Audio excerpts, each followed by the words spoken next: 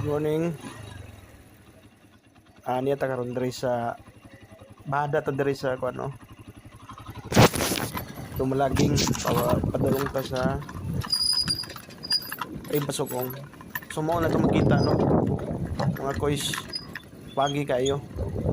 Sa kailan taon ang ubos tungod sa pagi. Tagsaran nga panahon nga ang panahon diri. Kaya nga nga oras pod. Pero kasagara gyud ungit-ngit ni siya mga gabi pa ni kadlawon. Baga kay ni siya nga pagi o gapon ba. Nga ni 6 na ni kapin siya pero ato pagyapon siya experience nga pagi kayo. So ana kay nato gi naugan aron lantaw na tong bus pero diri sa dalan makita nato siya pagi kayo.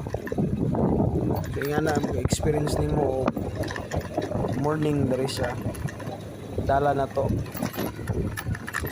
Taga-adlaw ta mo taga morning ta sa Lunis mubada diri guys. Padulong ta sa Taguluan River, padulong ipasugong. Ini padulong ni sa Taguluan dalan. Kita na to dito sa tourist spots dito sa Atbang Gabon. Napagid sa ubos. So mga turista ganahan kay sila mo subida ingon na yung panahon.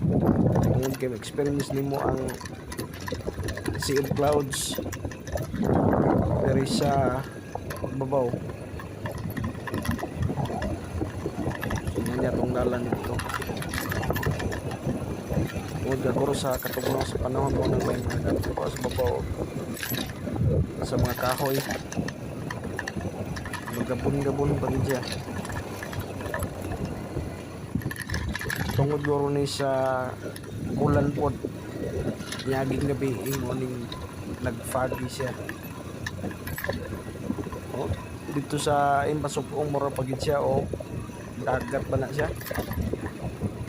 Hindi makita yun ang pasukong kapilang communal ranch. May experience nimo na agad dari sa babaw dari padulong tumalan. Ay, siya batuan to sa itong agaw maestro. Padulong po to siya bundaan. Inisityo sa Dumalaging. Ibabaw pa na siya. Distansya papud na siya. Ito sa eskwelahan. Ila mo na to. Itong parinti. So, yeah.